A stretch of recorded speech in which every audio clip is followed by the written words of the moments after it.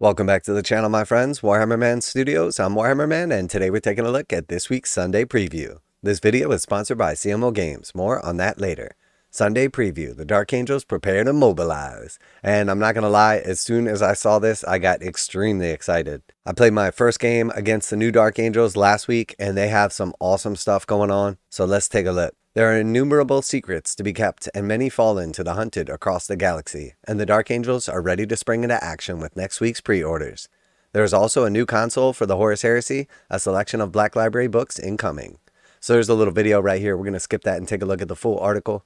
And keep in mind, this is all going to be on a 2-week pre-order basis. So this is going to be the stuff that goes up for pre-order next Saturday. And then 2 weeks from then, it'll actually come out. So it's going to be like the first Saturday in March. Codex Supplement Dark Angels. The Dark Angels are ready to hunt heretics and face the mightiest foes in the galaxy with the upcoming release of the Codex Supplement. A must-have companion for anyone who wants to run the armies of the Dark Angels or their successors. This book contains all the datasheets, detachments, and rules you need to take to the table as the Sons of the Lion. There's a slice of background information on the mysterious inner workings of the Dark Angels, 16-unit datasheets, and 3 detachments, alongside rules for combat patrol, artwork, miniature photography, and painting guide. This book comes in a regular version and a limited edition collector's version, featuring a soft touch cover, unique cover art, and ribbon bookmark and lavish gold foil blocking. So it is worth note for anyone that's new, you will need the regular Adeptus Astartes Space Marine Codex to go along with this. Also, I've already had a look through the Codex. I did get one of the Deathwing launch boxes, and it's very cool. There's definitely some awesome stuff to it. The new detachments are neat, and I think the Dark Angels are going to be really fun this edition. Alright, so first we have Asmodai, Master of Repentance. The Dark Angels' hunt for the fallen is ceaseless, but few pursue it with such burning ardor as Asmodai, Master of Repentance. As Chief Interrogator Chaplain, Asmodai is a master at extracting confessions and rousing his fellow battle brothers with his litanies of hate. He comes with 2 head choices, hood up or down. And then we also saw from the preview when they showed this off initially that you can build this with or without the smoke. And based on the actual Belial model and just how cool he is in person, I gotta say this dude is gonna be awesome for sure. Alright, and then we've got Belial, Grandmaster of the Deathwing. Belial is a paragon of the chapter with countless deeds to his name. Even amongst his brethren, he is a warrior of prodigious skill, fighting with the Sword of Silence and master-crafted Stormbolter. Just like Asmodai, he comes with 2 head choices, hood up or down, but he doesn't hide his face behind a mask. So really nice model right here. I wasn't sure about some of the pictures and some of the angles that Games Workshop showed off, and I think part of it just has to do with the way that they paint cloth. But after seeing the crispness of the model in person and the detail and everything, this dude is absolutely freaking awesome. Alright, and then we've got the Inner Circle Companions. So these do come in 3s. We saw in the pictures when they initially showed them off that each guy has at least 2 specific ways that they can be built. So you can easily build 6 of them that are completely unique, but realistically we should be able to swap around quite a few of the bits for what amounts to like an unlimited amount of these guys. They are definitely awesome. Looking at the rules, they're a little bit underwhelming initially, but I think one thing I took away from the Dark Angels Codex is the characters have really high AP, they're very powerful and have a lot of really good buffs. The actual units themselves have a little lower AP and tend to be like a little bit on the underwhelming side. But when you couple the characters with the units, that's when they really shine. So for instance, the Inner Circle Companions do not have an invulnerable save, which at first glance makes them substantially worse than Blade Guard. Also, their weapons have only -1 AP for the strike and sweep profile. But the truth is, if you attach Azrael to them, they immediately gain a 4-up invulnerable save and a bunch of other like really good abilities. And then on top of that, he has the -4 AP on his weapon. So they sort of like balance each other out. So I think until we see these really tested and really on the battlefield, don't get down on the Dark Angels for what appears like some initial flaws. Once we see the points and everything come out and we can see some armies on the battlefield, on the tabletop, and how they actually perform, I think then we can start saying whether or not they're good or bad. But initially, some of their stats definitely were a little bit underwhelming. But to me, honestly, they look awesome and they look balanced. So Inner Circle Companions. Even amongst the Dark Angels, the Inner Circle Companions are a mysterious cadre of elite warriors. They operate in eerie silence, cutting a path through the enemy's toughest units with their Calibite greatswords, and protecting their commanders with vengeful zeal. Each miniature builds one of 2 poses, with 2 heads, 2 swords, and 2 backpack toppers options each. It also contains a Dark Angels transfer sheet with 348 decals. So very cool models, absolutely beautiful. I think realistically, I'm definitely going to be picking up at least 6 of these guys and running them with Azrael. They are absolutely awesome models. And I'm looking forward to seeing exactly what extra bits come in the set and everything, and converting some blade guard as well. So very, very nice models right here. Love the standard, love the poses. The swords themselves are absolutely amazing. All right, and then we've got the Deathwing Knights. The Dark Angel's first company are all veterans, and whom only the most skilled became Deathwing Knights. Grim warriors armed with the sacred relic weapons from the chapter's armories. They face down the direst threats and bring the most obdurate fallen to heal. So these models are absolutely amazing. The actual kit is sick. It comes with the swords, it comes with the maces, the watcher, the teleport homer, a bunch of different head options, an extra shield. Just the overall quality of the new Terminators, and in particular, these new Deathwing Knights, absolutely amazing. It is definitely a bummer that they got rid of the Deathwing Command Squad. So if you were curious about that, curious if the options are in here, they're completely gone from the Codex. There's no more Apothecary. And again, I think that that was done for balance, because honestly, with these guys being, their current points is like 300, I think 290 for 5 guys. That's $60 a model. So essentially having the -1 damage, 4 wounds apiece, and being able to essentially like bring back 1 model a turn, I think was just a little bit too much. Now, obviously, I'm combining the Deathwing Knights rules and the Command Squad rules, but a lot of the same stuff there. So I think they're trying to get away from the sort of like bringing back expensive models thing, and that's why they got rid of the Command Squad. But it is unfortunate because now these are only 5 per selection, so you're not going to have these like big blocks of 10 Deathwing Knights just locking down the center of the board. But very, very cool models. All right, and then we see the optional assembly with the Maes of Absolution. The Knight Master can be armed with your choice of Great Weapon of the Unforgiven or Relic Weapon, while the Deathwing Knights can wield Power Weapons or Maes of Absolution. The kit comes with head options, a Teleport Homer, a Watcher in the Dark, and Dark Angel's transfer sheet containing 348 transfers. And I gotta say, Games Workshop hitting us with like the individual transfer count is like super janky.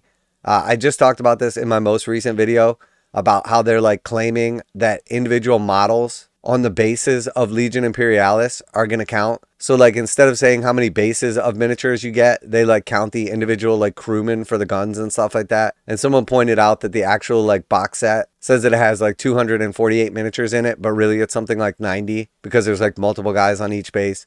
It's definitely janky on Games Workshop's part, and in my opinion, like misrepresents what you're actually getting. You should be proud of what you're selling and not have to try to like trick us by saying 348 transfers. Now a quick message from today's sponsor. CMO Games has been selling Games Workshop products online for over 20 years. They carry the full line of Games Workshop products, including Warhammer 40,000, Age of Sigmar, Necromunda, Blood Bowl, paint tools, and more. Almost all Games Workshop products are priced at 15% off MSRP. CMO Games takes pre-orders for most Games Workshop products released at their earliest date possible. 12:01 a.m. on Saturday, they go live. Most of these pre-order products are also priced at 15% off MSRP. CMO Games offer free shipping in the US 48 with an order of $50 or more. Their customer service is top-notch and they ship most orders within 24 hours. Visit CMOGames.com using the affiliate link in the description and let them know that you heard about CMO Games from Warhammer Man. Now back to the video. Alright, so then we have the Dark Angels upgrades and transfers. So you did get 2 of these in the new Deathwing launch box.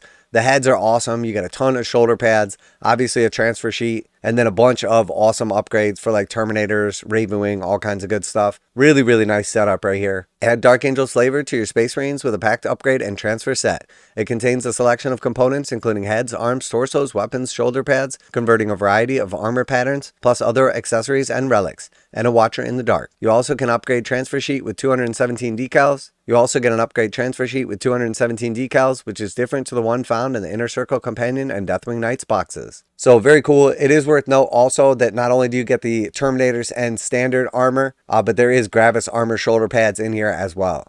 All right, and then last but not least for the Dark Angels, we have the dice set and datasheet cards. The Dark Angels know how to accessorize. Make sure you aren't caught short at the table with the Dark Angels dice, 16 themed dice, cast in bone with the green pips and a chapter logo on the 6 face. The datasheet cards complete your collection with 20 datasheet, 16 mainline Warhammer 40,000 units, and 4 combat patrol cards with gold foil edges. So dice definitely looking cool, but only 16 in the set, so very unfortunate. Obviously the dice boycott continues. The datasheet cards are awesome, but just pointing out a minor flaw. For whatever reason, Games Workshop couldn't just put in one more datasheet card with all of the combat patrol rules on it. It would have been awesome to see. And after pointing that out and noticing it and just really being bummed out, I noticed that the 2 White Dwarfs that recently came out with the new Tyrannid Combat Patrol and the Space Marine Combat Patrol both have that exact datasheet that I was talking about, which is just one card, and on the front and back, they have basically like the enhancements, stratagems, and secondary objectives. So I don't know why they couldn't just include one more card here or like put it on the back of some of the combat patrol cards,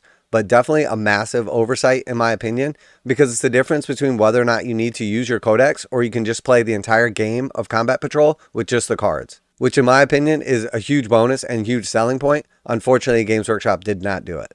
All right, and then on to Horus Heresy, we have the Legion Astartes Siegebreaker Console, and this is obviously a forgeworld model recently shown off. Very cool. Master of Demolition and Destruction, the Siegebreaker Console concentrate their allies' efforts in battle to eliminate tough targets. And armed with a Thunderhammer and Phosphex bombs, this is an expert kit made from forgeworld resin, which comes with a choice of helmeted or unhelmeted heads. Given his work in Demolition, we recommend the former. So very cool. All right, and then we got a few things coming from Black Library. So first, Lazarus Ens Edge. Lazarus and the Dark Angel's 5th Company have been summoned to the night world of Reese by Supreme Grandmaster Azrael to honor an ancient promise. The warp is approaching on real space and an ancient evil is brewing, but Reese consumes itself with the internecine conflict and pointless politicking. It's up to Lazarus to cut through the confusion and help his brothers fulfill their oaths in Lazarus Ens Edge by Gary Kloster. This book will be available to pre-order in hardback, ebook, and audiobook formats. Alright, and then we have Cypher, Lord of the Fallen. Find out the truth of a sort of the Fallen in Cypher, Lord of the Fallen by John French. This tale is a first-hand account of the breakout from an Imperial jail by the most unreliable of narrators, Cypher. Haunted by Adeptus Custodes and the Imperial assassins, Cypher's goal is shrouded in mystery. But perhaps all will become clear in time, and you'll be able to pre-order it in paperback format next week. Alright, and then we have the End Times, Doom of the Old World. The End Times was a period of chaos and crisis that consumed the world that was.